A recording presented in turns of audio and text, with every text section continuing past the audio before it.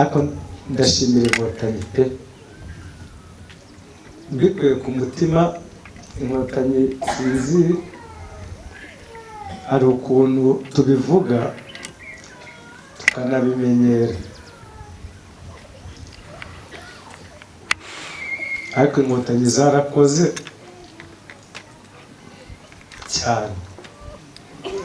Nagira ngo nanjye munyemerere dushimire cyane ingabo zari zarapiye zari ziyobowe na nyakubahwa Perezida wa Repubulika Paul Kagame, zahagaritse jenoside yakorerwaga abatutsi zikarokora abari bataricwa, ariko tukanabashimira cyane uruhare rwabo mu kongera kubaka igihugu kizira amacakubiri. Tukabashimira imiyoborere myiza n'icyerekezo cyiza dufite cyo kuba umwe ndetse no kwirinda icyo ari cyo cyose cyakongera gutanya abanyarwanda. Ubu tukaba tuba mu gihugu twese dufite uburenganzira n'amahirwe angana.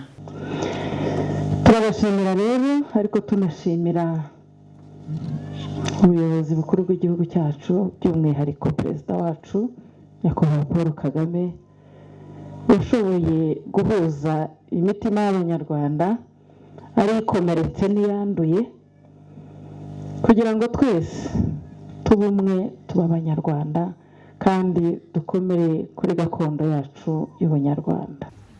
Uru Rwanda rwagize ibyago, ariko kandi bagize n'amahirwe yo kubyara inkotanyi.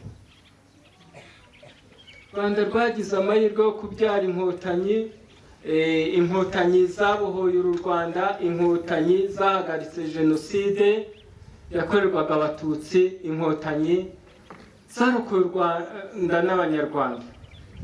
Tuzahora rero dushimira inkotanyi, tuzahora tuzishimira, tuzahora tuzirikana ubutwari bwabo. Inkotanyi zari ziyobowe na nyakubahwa Perezida wa Repubulika Paul Kagame. Mu mateka y'u Rwanda ubutwari bwabo buzahora mu mitima yacu nk'abanyarwanda, yaba twebwe abariho ndetse n'abazadukurikira.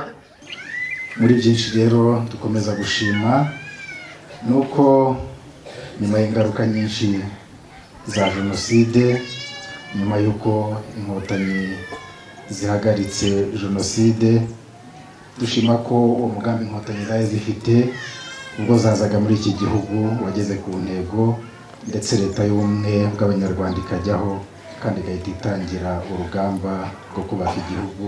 Uyu munsi tukaba dufite igihugu cyiza kandi gishimishije.